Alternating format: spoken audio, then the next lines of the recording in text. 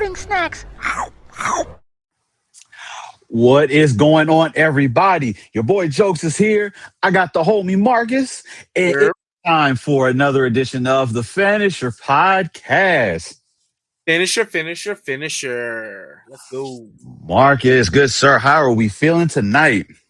Feeling good, man. How about yourself? Doing good. A little tired, but nothing can ever stop when we got to get together to get some work done. So we're going to get some work done. But as usual, much appreciated to all you guys that are tuning into the Finisher Podcast, whether you are watching it via our YouTube channel or if you are listening to this via one of your favorite podcasting sites. We greatly appreciate it. We are here as usual to talk all things wrestling. Of course, to keep up with everything Loading Snacks oriented, make sure you guys go loadingsnacks.com. It's the best place to keep up with everything that we have going on. You know, there's parts of this weekend that I am super excited about, and at the same time, I'm also super sad because we're going to have a good time, but while we're having a good time, we're going to be a little bit upset, but it is what it is. But by the time you guys hear this or see this, we will be almost just a couple of days out from Saturday night's main event, which of course is John Cena's final match. So we thought this would be a good time, this episode, to dedicate to really just talking about some of our favorite John Cena moments over the years, some accolades, some just different things John Cena oriented. I think this is the time because, you know, it's crazy. Marcus, I feel like we've just started this conversation about this countdown and talking about how many days Cena has left before it is, and we are literally at the final day. It's crazy to think that this is happening right now. But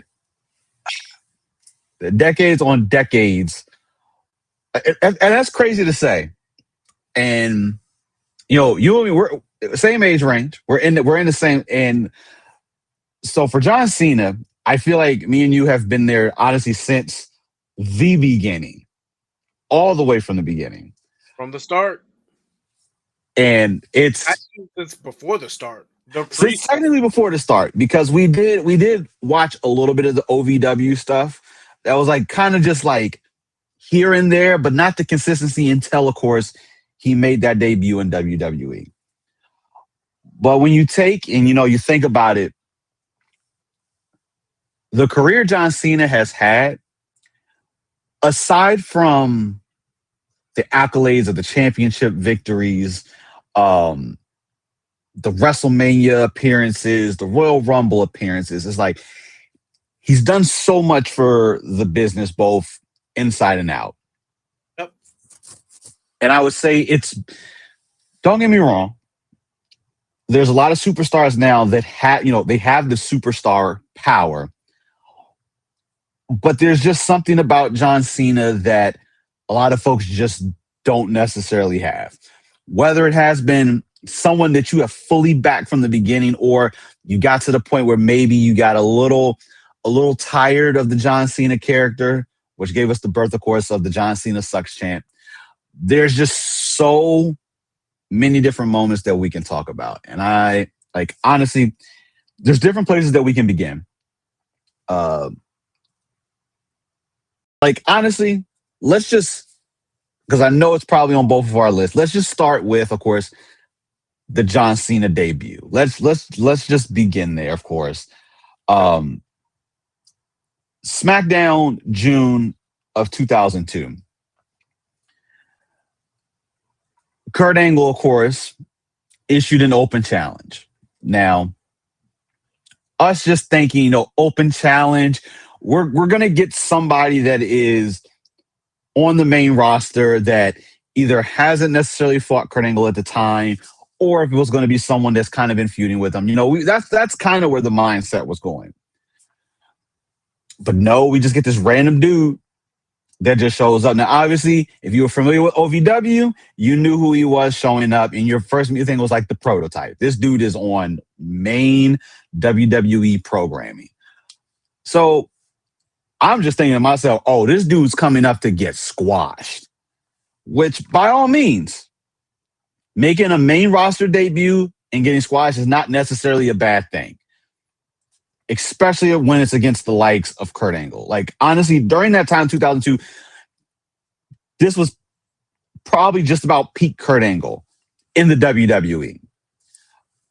He was leading the way. I don't think he was champion at that moment, but he had been already. So, of course, Cena comes out to the ring, gets in Kurt's face, and Kurt asks him, who are you? And he just says, I'm John Cena. And Kurt asks him, well, what makes you think you have what it takes to take me on? And obviously, this is the Ruthless Aggression era. And he hits that Ruthless Aggression and smacks Kurt Angle, and we're off to the races. So already, he's already established himself as, whoa, this dude is coming up here and taking on one of the main cats on the roster. Top star. And that's something big, because to put the trust in someone to come up, obviously you have full faith in Kurt. Like, there's no two ways about that. If things could have gone south and then, Kurt would figure out how to make things work out and keep things going in a positive light. But no, the two of them work very well with each other. Yes, there's been better debuts per se, but I don't think it had necessarily that power to stand up to someone along Kurt Angle. What's your thoughts on Cena's original WWE debut? I think as far as like an original debut, it was solid. It was impactful. It made it memorable. Like, you can't, like, a lot of superstars had that debut, and some of them kind of like fizzle. That Mm-hmm. initial, like, oh my god, it's John Cena. Like, just for those that didn't know, and he was just like Ruthless Aggression, and then just slaps one of like the top stars. Like, now it's like a trope in the WWE where a lot of like up and coming talent do it now.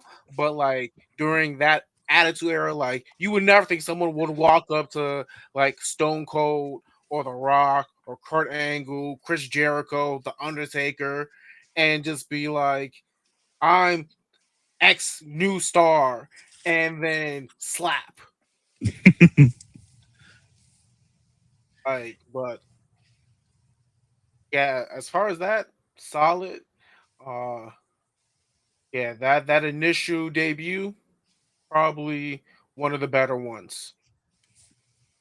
And from there, of course, it's history. That has forever been one of the great moments of SmackDown history for John Cena's, of course, debut on there for it. That one I know was on both of our lists, but go ahead. What's one for you that stands out? Like, I know we'll have some similar things. It is what it is. We've seen everything. It is what it is come from Cena, but Yeah, what's a moment for you, or moment, match, event, like just anything under the sun? Like, we're not going to limit this to just matches or anything. I would say after his initial debut and wasn't really getting over with like the crowd in the whole ruthless aggression stick, his gimmick. I would Hmm. say he put on ice and off of something that happened on the tour bus during those days from city to city on the circuit. The kind of moment coming back and then performing what he did on the bus, which was rapping, and made that his gimmick. I feel like that is an iconic moment. It's just like hearing him come out and start rapping in Hmm. jerseys and various different jorts and whatever, and the pump it ups and everything. I feel like all of that is a pretty memorable moment.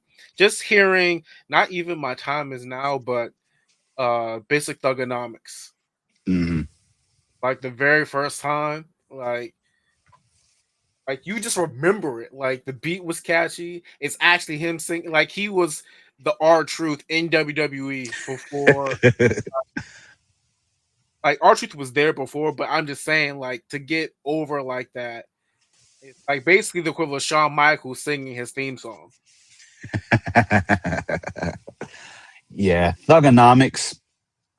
You know, obviously, wrestlers, you gotta at some point you do have to reinvent the way that you present yourself, and that was definitely him growing into his character. Like obviously, from debut, just coming out in the pink tights, uh, to build up to this thug. I mean, well, it's the way they wanted to kind of be perceived, like he was a thug. But the Thuganomics, being a rapper, having an album actually come out, and then of Platinum. course, the album's not bad, which is, when you can live the character and actually do the things to make it work and support it, that's an even bigger plus. Like I was for sure when Thugging Out, like when his album came out, he's had a couple. I was for sure we were going to listen to the album, and the album was just going to be garbage. Honest truth, thought it was going to be garbage, but dude had bars and clearly used it on a weekly basis whenever he came out to get in somebody's face and just have a whole entire thing with it. Um, we all wish that at some point, he was going to bring back the Thuganomics gimmick, but honestly, we're like, it just didn't fit the scope of a lot of areas where it was going to be at. Now, when he did play the Thuganomics music at WrestleMania, was that 35? I think it was 35. Yeah, because we were in the Thuganomics music play. It still went into his old music, like, and he came out. I was like, hey, okay, this is cool, but we didn't play into it. We just kind of did the entrance, did a little bit, whatever. It's kind of that evolution of the character where when the Thuganomics stuff just didn't fit, especially when he was getting over and they were trying to market him to a younger crowd, it was like, the finish is like his special and his finisher, the STFU and the FU. Obviously, clearly we understand what the play on the word, what the letters are, but eventually getting to that point was like, yo, Cena, these kids love you. You can't have your finisher being called the FU. So I think that transition is something that's is definitely memorable because I'll never forget the first time I heard Michael Cole say the attitude adjustment. Like Like I was what? like, I was like, That's F you. What are you talking about? excuse me. F you. F you. What are you talking about? I'll never forget hearing that for the first time because it was just it's F, it's FU. Why we call it the attitude adjustment, but the transition of that character, it had to happen. I'm not mad at it. I would say it's still odd though because Michael Cole on commentary still calls the STF the STFU. There's been a change. Like at one point, he stopped, but then I would say within the last since Cena kept the 5, 6 years or so, maybe when Cena would have those little one-off like the STFU would come out on there for it. So I think that was kind of the testing the waters. Obviously, it's still PG, but it was testing the waters on how far we can get away and start stretching things a little bit once again.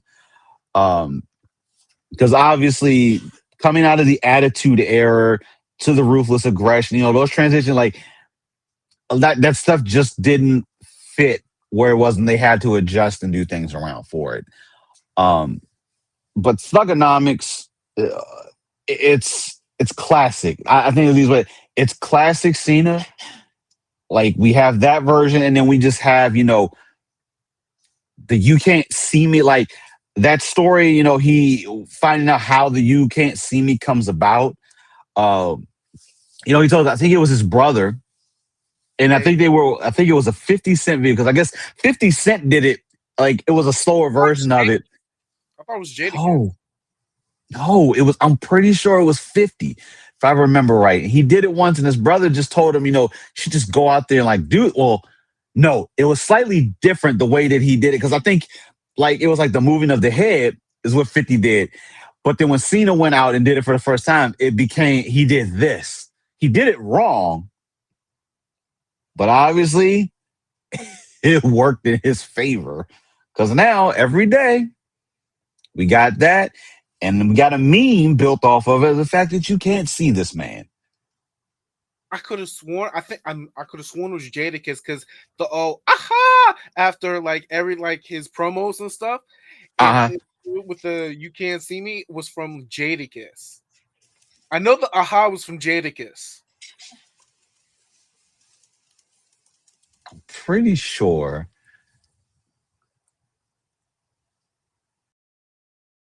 Is it that coming? I had to read it again, but I'm pretty sure it was. I'm pretty sure it was 50. I gotta go back and watch that because he was talking to I think it was Idris Alba that asked him that question. Like he was guesting on something that I think Idris was like doing a podcast or something when he asked him that. I know he's been asked that multiple times, but that story is just funny that was honestly born off of a dare that there wasn't supposed to go anywhere. But as usual, another iconic moment. Like there was a couple in there that we talked about, but I'm not going to necessarily say this one's a moment. This is kind of just the history of Cena, like how we talked about. So Cena has transcended time when it comes time for wrestling because this dude has been essentially coming in the tail end phases of the Attitude Era into Ruthless Aggression and just the transition. Cena has fought faces that honestly now you would are retired. Sadly to say, some have passed. Cena has faced a lot of opponents that people look at as being dream matches when you think about it.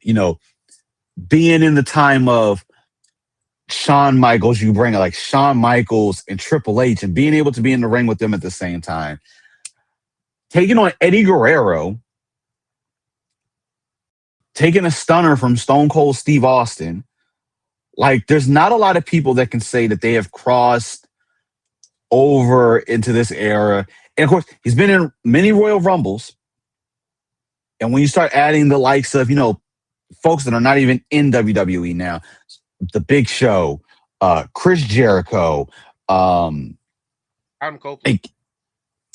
Adam Copeland, Edge, when you go through the list of the people that he has faced over the years, some we never thought we would ever see. John Cena and AJ Styles. If you would have told me during peak TNA days, even one, like, and I don't want to sidebar too much but AJ Styles coming to the WWE, first of all, I'd be like, you are out of your damn mind. It ain't happening. It will never happen. It sure did. And then to have AJ in his prime versus a John Cena, never thought would have ever happened. And we've gotten a couple of banger matches from the two of them and championship implications with them. Yep. This dude has done the likes of things that a lot of people have not been able to do in the primes of their careers, whether it had to be a coming out of retirement type of thing to take on somebody that during their time and day they would have never gotten to compete against, even if it was just like a one-off match. It's just crazy to think of those stars that he has actually come in contact with. You know what? JBL, because, that is one of the moments that I also had because, like, John Cena won his first WWE championship against JBL at WrestleMania 21. That goes down in history as clearly first championship last championship to get the 17 time. It's it's crazy. You know what? Cena probably took on JBL during that time frame. I think JBL was out of the whole APA version of him, and we had like Yeah, the the Wall Washington. Street version of him at that point, God. which is another character that transcended everything during that time. Like Cena has been a part of a whole bunch of character changes that honestly, at one point, you could have probably said would never have worked. Coming from that JBL, the APA JBL, to this Wall Street suit wearing, like incredible. But Let us yeah. not forget that he also faced against Batista before he was in Evolution, Hmm? where he was a part of Reverend Devon as Oh, I forget his name. Had the uh, suitcase yeah. when, like, I remember. Oh God, I mean, on mascara. Like he had the mascara on and everything when he came. That's another. That's a good character that we got away from before we got the animal version of Batista. But Um, that's another person that he's been able to take on in his prime time. Uh, yeah, I know. I kind of tied a lot into the one. Like I think there's no way we're gonna be able to. I mean, there's just so many moments and matches, so many accolades that he's obtained, the largest number of Make a Wish to like him being technically an ambassador for WWE, going all Hmm. over, even on his movies, that's still being that ambassador, going to different countries and Hmm. holding the brand. Uh, and then even from a fitness standpoint, like having his own little gym and wrestlers going there to like, hey, give me like pointers on how to do this or whatnot and how Hmm. to lift. Uh, to like, let's say when he got his first like real injury with his pectoral and he was supposed to be out for like 6 months, came back in like three for the what was, I think, The that Royal was Rumble 2008. like That that's not was he that was. shocked everyone to the core. And it's hard to have like listen, it's hard for those returns. Like nowadays, it's hard for those returns to work. And when they can keep them secret and keep them under wraps, the payoff is amazing. And that was one of them. Not only did he return, he came in at number 30. And so Cena was an afterthought, like wasn't even a thought for the Rumble. Because like you said, he was supposed to be gone for I think it was supposed to almost it was like close to a year. It was something stupid that he was supposed to be out for and came back at the Royal Rumble to come back and win it nonetheless. Now, I believe the only people who knew were Vince, him, a few backstage people, but then everyone else, like on the roster, did not know that if he was coming back. It was more like, if I can't come back in that time, I'll Mhm. do it. But if not, then just make sure you have someone to go out at number 30 Yeah. type deal. So I feel like that's a real good kept secret. Just like, okay, we're not going to let anybody know until that day who's Mhm. number 30. Yeah. And of course, seeing as someone you have that faith and trust in is like, hey, listen, you go in at number 30, you just do what you need to do. Like you're gonna win this, you're gonna take this victory. Just go out there. At that time, like Triple H was in the ring, Big Show may have been in the ring, Shawn Michaels may have even been in the ring at that time. Like there was the star power of the Royal Rumble during those times was insane for him to I come back and be able to compete came in during that Royal Rumble. I think he FU the Big Show out of the ring. out of the ring. I'm pretty sure he did. And I'm Shawn pretty Michaels like sure. fell backwards on the turnbuckle. It was like, what? What? What? Yeah, amazing return. Like Cena's one of those like it's you. There's no way you'd be able to hide Cena, but like they made that work. But back then, the internet wasn't necessarily the way that it is now.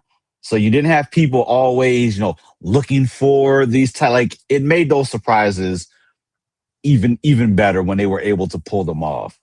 But 100% Royal Rumble 2008 is an absolute history making moment. Um, Another one I want to talk about, and this spans more John Cena and CM Punk's feud from, I don't even know, that may have been like 2012, around the ballpark in there. Something like that, yeah. But when Cena was champ at the time and Punk threatened, if he were to win the WWE championship, he was going to take it and he was going to lead a company. I'm gonna be 100 with you. That man sold it to me where I was like, hey, this dude really may lead a company, go show up someplace with the WWE championship, and I'll be a part of it. Like he sold that. But the two of them being able to play off of one another was just absolute promo wrestling gold that was created. Yes, in the time frame, it also gave us one of CM Punk's most memorable moments with the pipe bomb, which goes down in history as probably one of the biggest fourth wall break promos in WWE history at the expense of John Cena. But after, of course, CM Punk did win, he took the championship. We didn't hear from him for a few weeks. So they go through the whole process of crowning the new champion, and Cena eventually gets the belt back again. Technically, it was Rey Mysterio. Technically. But to have Cena then come out, be in the ring with the belt, at the time, Cult of Personality played. We had no idea what the hell was going on. It was not Punk's music at all. And that dude shows up on stage still wearing the WWE Championship to come out to hold belts up against Cena. Completely changed the landscape at that moment in time. Like, whoa, why do we have two WWE champions that we got to eventually crown and make a single unified champion? Probably one of the best feuds that came out of John Cena's era. Like there's so many of them. Yep. Punk at that time was probably that was, I don't want to say prime Punk, but he was definitely, that was his up and coming. Like I wouldn't necessarily say he hit the peak just yet, but he was damn near close to that peak during that time on there for it. There's a conversation that could be made that was prime Punk, because after I believe he beat John Cena and went on to have one of the longest reigning WWE championships of our side outside before Roman Reigns. That's a different era of WWE. So I would say that was prime Punk. That's like the gears were turning. It was a well-oiled machine. Of course, he was overworked at the time, et cetera, et cetera. So, did the whole stuff with like the Nexus and bringing those guys up. So I would say it's prime Punk, and even then prime John Cena, because you gotta remember at that point in time, he was still lifting heavy. He was lifting up Mark Henry. He was lifting up the Big Show. Like like I want like everyone think about it. Like, do you know how strong you have to be to lift up Mark Henry on your shoulders? Not only lift and then throw his ass over top to hit the FU/attitude adjustment. Not too many people can do that. 1% of people can probably do that. Yeah, Cena's strength was unmatched in being able to do those type of things. Yeah, we like, you think back to like the Hulk Hogan body slamming Andre the Giant, but that was a quick in the moment type thing. But to have this man just pick one of these two dudes up, stand and hold them on his shoulders, and then flip them over top. Insane. Insane. Benching 500 pounds like it's nothing. Yeah. And like you said, Super Cena mode. Super Cena mode. super like Where, there where, was a point in where time. it started. Where it started. When he started doing superhuman feats of lifting people for his finisher. And just that was a finish. Like when he hit one of them with it, there was no coming back from that.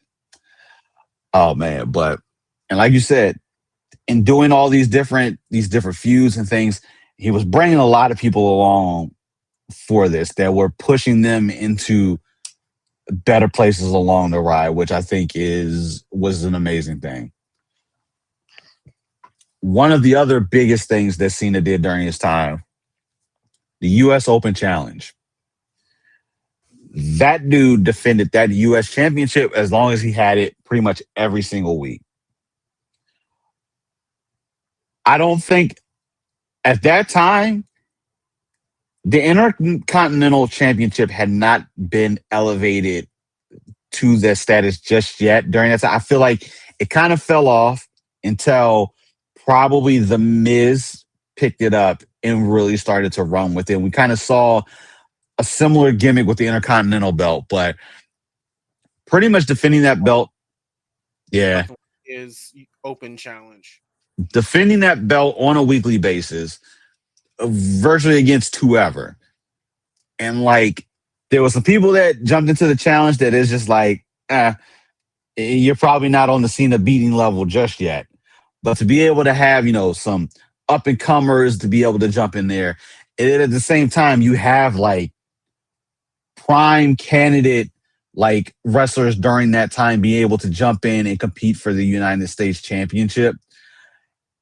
It gave us pay-per-view at the time, premium live event matches that were just held on like Raw and SmackDown.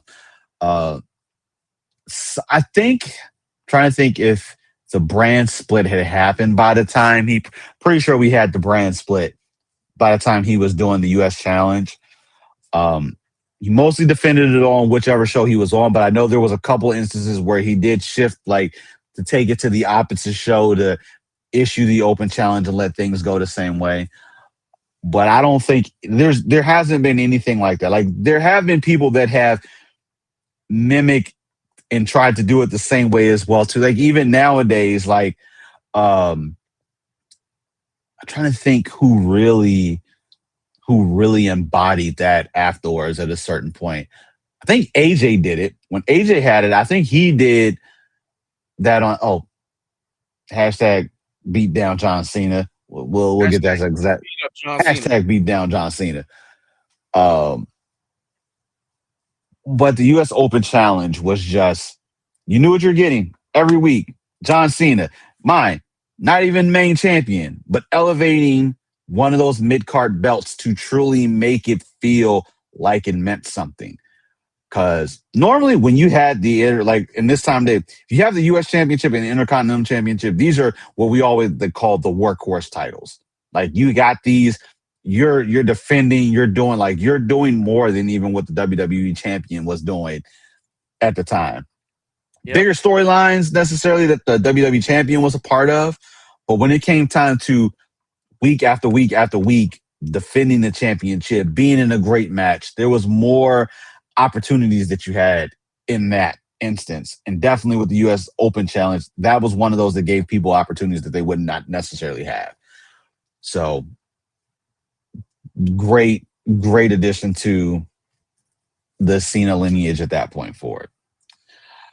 Um, before we talk about Saturday, any other thing that you think needs to be thrown in? Like I know there's tons and tons of things that we can talk about. Like, and Yeah, it's just hard to it's just hard to fit them all in. it's too many.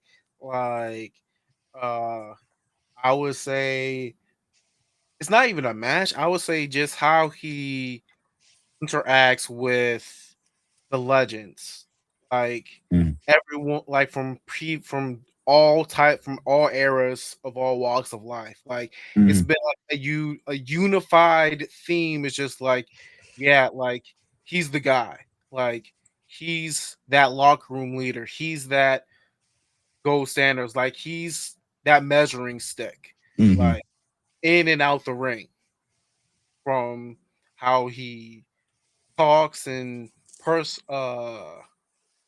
I won't say personalized with everyone, but Mhm. it's that energy that he gives off. It's Mhm. been a united outlier that they all have seen and have verbalized. Like, yeah, there will never be another John Cena. Like, he Mhm. is truly a one in a million star, a lightning in the bottle. I agree with you on that. Like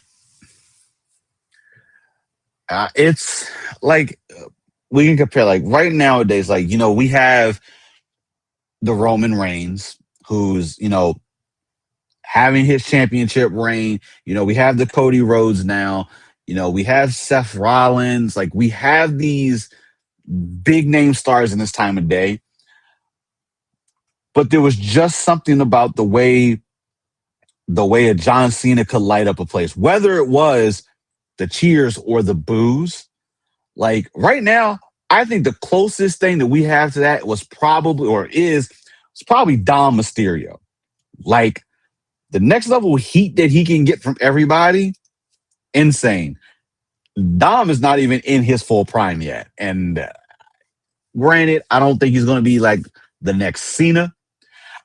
There's probably, honest truth is, we probably will not see that type of caliber ever again. Like, there's going to be big stars. There are going to be big stars that come along and dominate and do their thing. But the way a lot of people now are starting to, and I listen, and I'm not mad at them all, transitioning to other things like, doing the TVs and doing the movies, because obviously wrestling takes a toll. It takes a toll. And for everyone that has done it over the years, that has been able to do it and walk away and not have any major health issues or anything, it's a win-win, especially when you can step away under your own power.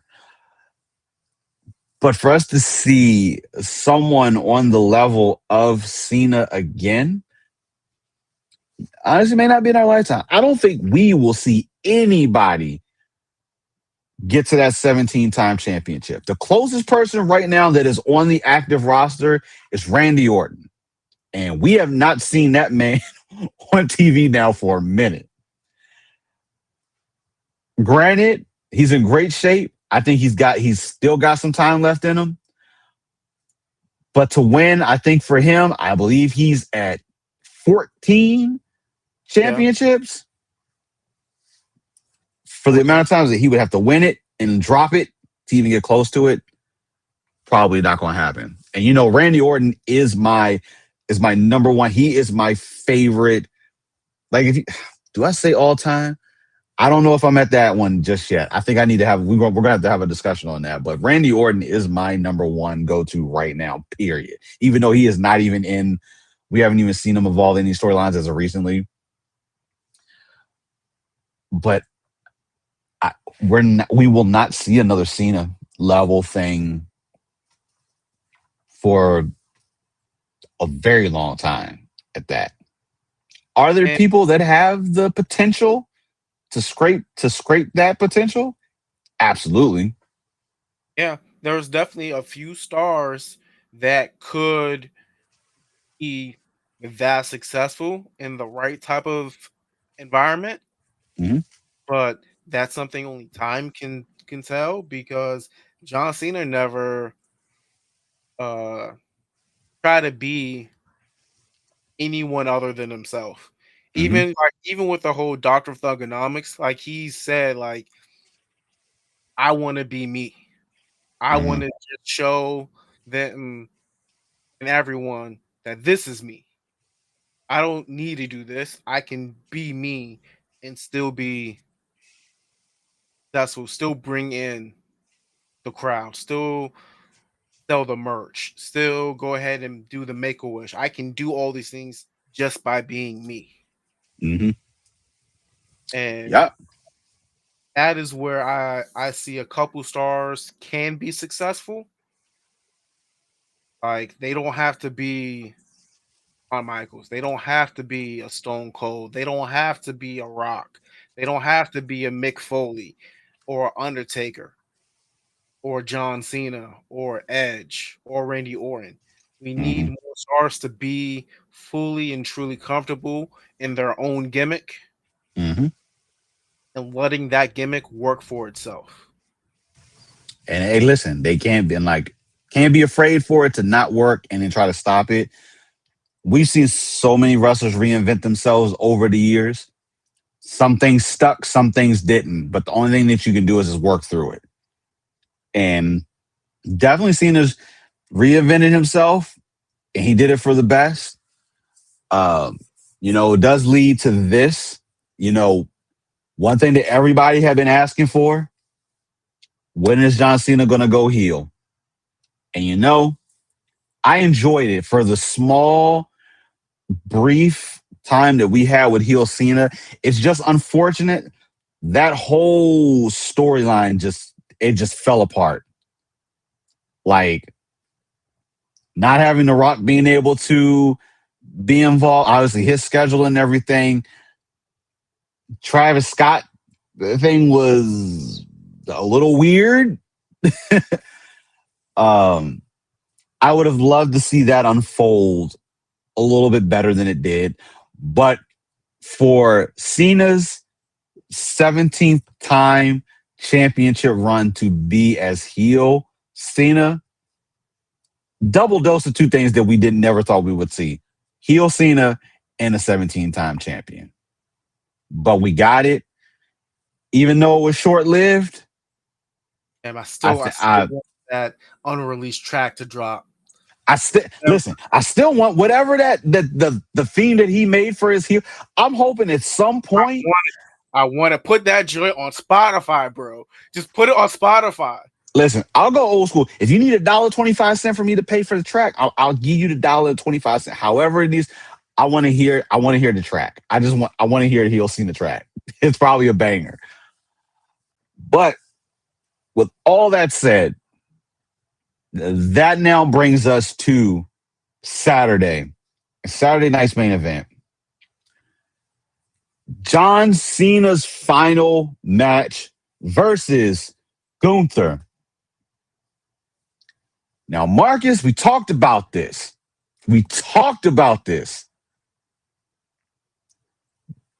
And as much as I didn't want to say Gunther, like at one point, I was like, it's going to be Seth. Nah, you was more so saying it was gonna be R-Truth. I had it. I did. After the whole thing happened, listen, Gunther was my number one. Gunther was the number one until the whole entire letting R-Truth go, bringing him back, and doing. But listen, that's all a part of the Cena heel storyline falling apart. There's no two ways. It had to be a part of it because now R-Truth is back to his normal self. I hated that it happened. I thought we were going to get there. I thought we were, but because that whole storyline just buckled and broke down, changed the whole thing for it. But to have someone like Gunther to be John Cena's final opponent, not mad in any shape or form. This match is just going to be just a straight up strength beat down type thing. Because by all means, this match is not going to be a fast paced type of thing. Like these two dudes are going to just meticulously just take their time and fight it out. Gunther, of course, right now he's on the up and up. That dude he's getting in. He's in his peak almost. There's still a little bit more that we can get from him, but I don't think we're going to see his peak until we shift him to SmackDown, and he's going to have the opportunity to go for the actual WWE Championship. Obviously, he's been world. He won the World Heavyweight Championship, kept it for a good while, decent run with it. But this match, this is the one that is going to cement Gunther as being one of the guys going forward. Honestly, this match absolutely could go either way. I do not see Gunther losing this match. I don't know, like the last cowboy riding off into the sunset. I don't know. They may just give him that that happy ending send off. Hey, listen, I think he already has the happy ending send off. 17-time champion. He got it. He also won the one championship that he never in his whole career was able to get, an Intercontinental Championship, to finally become a Grand Slam champion. I think he has it already. And I think he is riding off into the sunset. And he can do that without needing the victory. I think the two of them, like, listen, as heelish as Gunther is, this would be the one and only moment that I could see him actually winning the match, shaking Cena's hand, and just walking off. Because, like, let's be real here. The power that he's going to be the one to be like, I retired. Like, I mean, you can't really say I retired John Cena because John Cena's already, that plan is in motion. But to take that last victory, he's gonna wear that like a trophy, like a championship. He's going to wear it. And I'm all for it. But either way, it's a win-win for Cena either way. He's gotten the missing pieces of the puzzle that he needed to have filled in.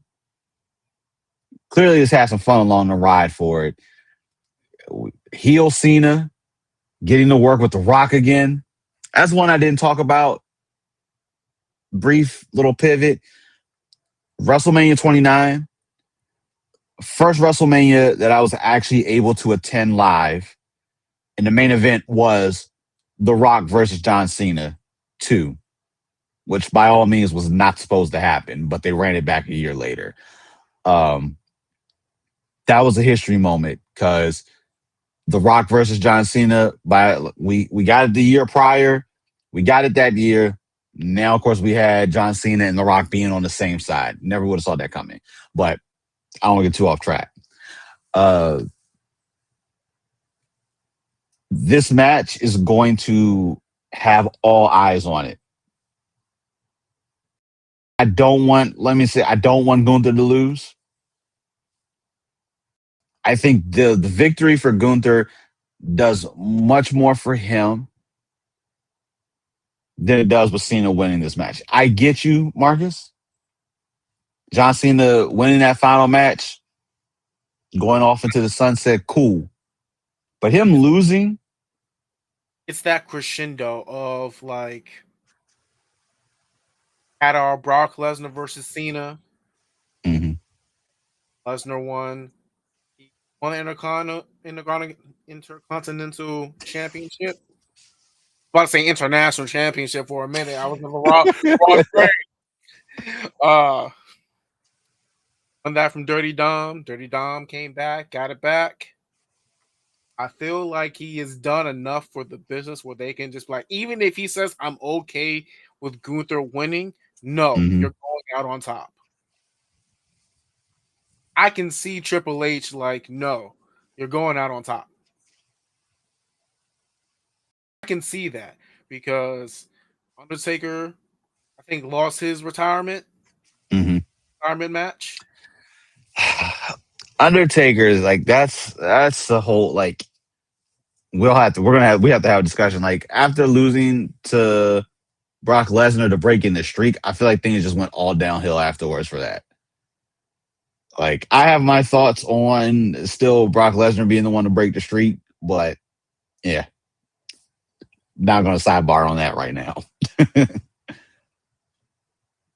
I feel like it will do more for Gunther because Gunther's always been this heel character. I feel like losing to Cena will get to flip it. feel like that would be a good turning point for in like Gunther if he loses to someone like John Cena, and it's kind of Mhm. that passing the torch. It's like, hey, you're a heel. I respect you. Thank you for the Mhm. match. And then Gunther raises his hand, walks out the ring. John Cena gets his ovation. Feel like that would do more, like for Gunther, than just Mhm. winning. Yes, winning, he can say, "I was the last opponent to ever face John Cena ever, and I beat him." Yeah, Mhm. cool. But then there's the humble, like the humility of I lost to one of the greatest performers of all time, Mhm. the final opponent. There's so much you can do from the him losing aspect and him winning aspect because it's just gonna be pretty much the same old. Oh, I beat the goat. I beat the legend. Like I cemented. Like he didn't go out on his victory. He Mhm. lost. Blah blah blah blah blah. It's the same every heel generic. Oh, I beat the legend on their retirement. I Mhm. retired them. It's the same stuff. I feel like Gunther losing opens up more doors than him winning. I don't know. I feel the opposite. I think after losing the World Heavyweight Championship, he took some time off after having that incredible reign as champion. I think it's put him in this like weird spot right now where he's trying to build himself back up again. And I think losing to Cena right now, I don't think that's what the character needs.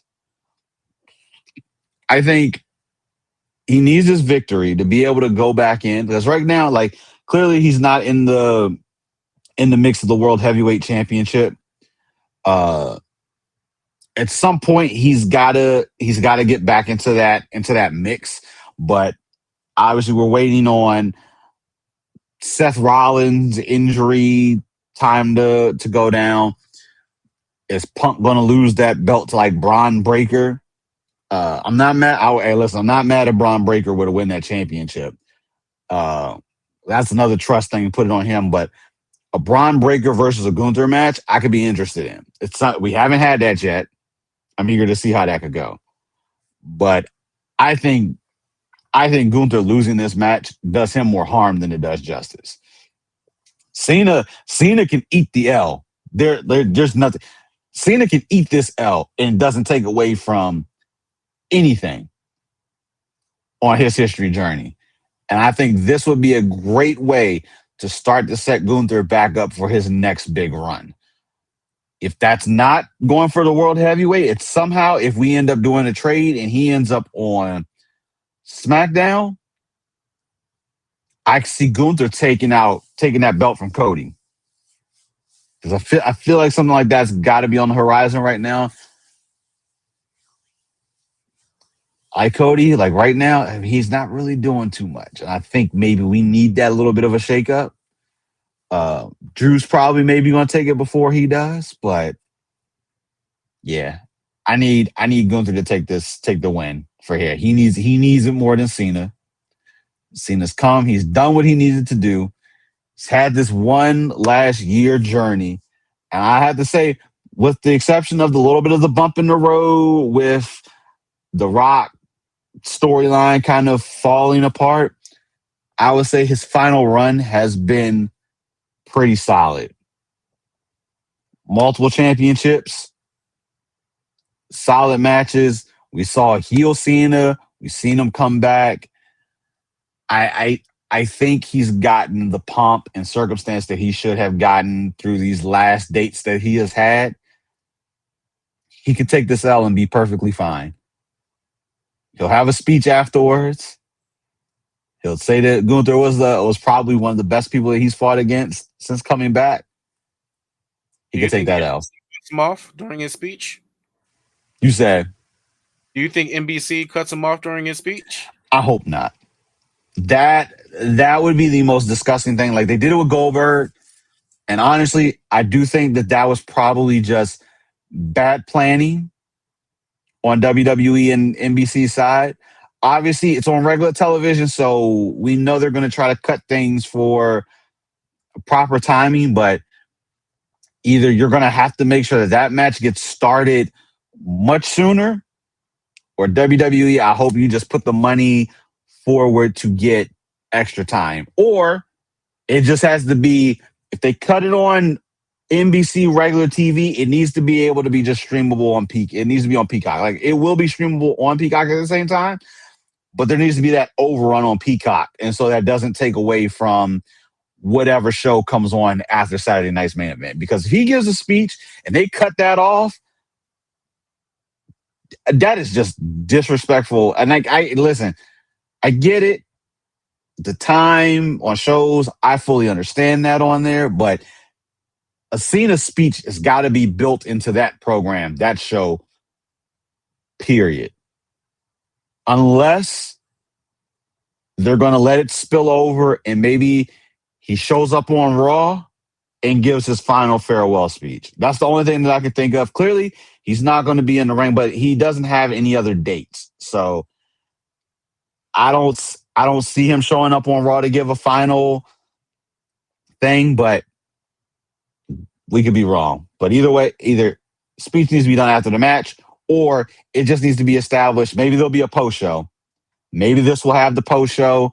I know they went away from that, but maybe this will be a special occasion that they bring that just for Cena to be able to get up there and to give his, like, honestly, get this dude a whole hour and it will be worthwhile for it. But I hope, please don't cut that show off mid sentence while he's talking. Yes, it will be a good experience thing for the people that are in attendance that will only be able to see it. People are going to record it. There's no two ways. It should be on Peacock at the least if you don't show it on regular TV. Who'd you get to induct John Cena though? The Hall of Fame. Mm.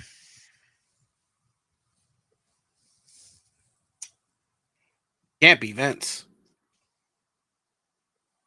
I mean, they could, depending on how things go, but I don't think Vince. I think a couple good candidates to see. Obviously, Kurt Angle as being honestly the first stepping stone for him coming in could be a good play. Um, CM Punk. I feel like Punk will probably be like, no, I don't want to do that type of thing. But I feel like they have one of the feuds that kind of set things up.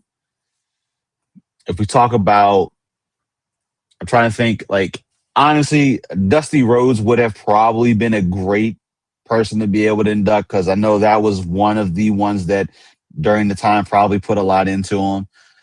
Uh, I don't know. There's just an army of people that it can make sense, that it can make sense for. Sometimes when people introduce, we'll be like, wait, this kind of doesn't make, to a person from the outside in, it won't make sense. But when they do certain things, obviously the relationships they have on the inside, it will probably do for it. But anyone come to mind for you? Mm, I would think it would be Stephanie because she was the one that told him do this on television. It's definitely a possibility. It being Stephanie, seeing as she's now being inducted into the Hall of Fame. I mean, definitely could be a thing. Um, do you think, and then we can wrap things up, but let's say show wraps up. Maybe he does get a speech. Does Triple H or whoever come out to say he's getting inducted into the Hall of Fame this WrestleMania? I think that's a very strong possibility. I feel like that's a really strong possibility. Final thing, you're going into the Hall of Fame. Not I not uh after this season. This season, you're going into the Hall of Fame. This WrestleMania, you're going into the Hall of Fame. I think that is, to me, I feel like that's what we've been building up to. We literally had this final run. You hit the last milestones that you needed. You have well overqualified for being ready to be inducted into the Hall of Fame. Let's do this. WrestleMania this coming year, you are being inducted into the Hall of Fame. Because right now, like, we started early with the Stephanie McMahon being inducted into the Hall of Fame. It was super early to announce that. It's just, I feel like we're at a weird place right now that once you announce Cena going into the Hall of Fame, I don't know if I would necessarily want to be, don't get me wrong, getting to the Hall of Fame is an amazing thing. I don't know if I would necessarily be wanting to follow up to that. Like, there's nobody, you couldn't announce anyone right now that necessarily, Cena is the top billing for the Hall of Fame. And honest damn, you could probably give that dude his own Hall of Fame ceremony in NBA. Because right now, like, I feel like we should start seeing, probably after, once we get into the beginning of January, we should start seeing the actual next steps on people to get inducted to the Hall of Fame. But A petty moment. I had a petty thought that just entered my brain. What if they had Nikki Bella? shut up. I knew there was a part of me that thought you were going to say that. No, she's going to be so far away from that. It ain't happening. Listen, a young Triple H, if a young Triple H would have been in control of the whole entire thing, maybe there would be some crazy foolishness like that. This Hunter Hurst Helmsley that we have right now, Paul Levesque, nah, we ain't doing that. Now, do people joke about John Cena and Nikki Bella during his Hall of Fame speech ceremony? Probably so. It's going to be out of pocket, but it probably will happen. It's just, and I can see the person saying, hey, listen, it's kind of funny that during your final run in the WWE, your ex decides to also come back and possibly have their final run. Somebody's going to do it. Hey, I feel like the person to get away with it would be like a Paul Heyman. I feel like Paul Heyman could say some out of pocket shit like that and nobody bats an eye. Maybe even CM Punk. But there's only a few people that could pull that rabbit out of the hat and no one. I could see the Miz doing it. I don't think so. I don't think the Miz would do it. I do not think the Miz would do that. It would have to be someone that can talk garbage and not get in trouble for it. And Paul Heyman is probably the number one person to probably bring that up and it'd be funny. But I think we have had some solid John Cena moments. Like, yes, we know there are ones that we absolutely miss. There's so many spectacular John Cena moments over honestly the past. What is it? 25 years? 25 years of Cena, probably. Yeah. Damn near 30, I would say. But y'all, let us know, what are some of your favorite John Cena moments? Let us know some things that we know we missed. Drop some in the comments. Let's have a conversation about it, because do you consider John Cena to be the greatest of all time?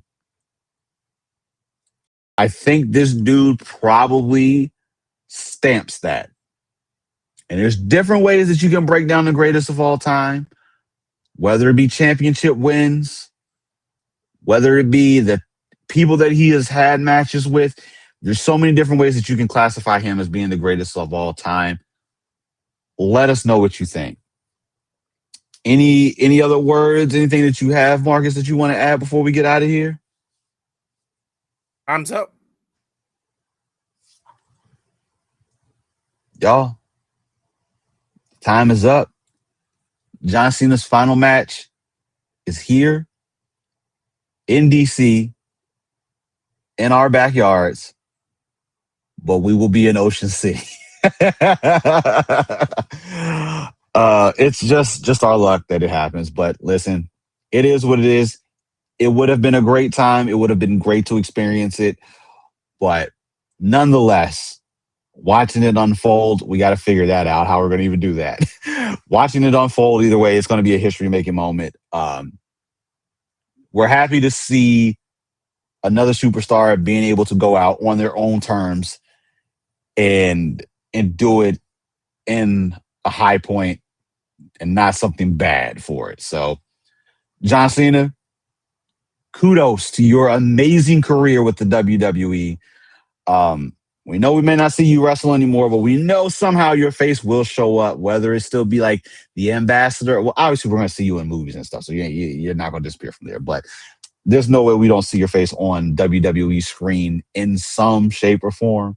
But hats off to an amazing career. Happy you were able to accomplish so much in the time that you have spent and share it with everyone over the years.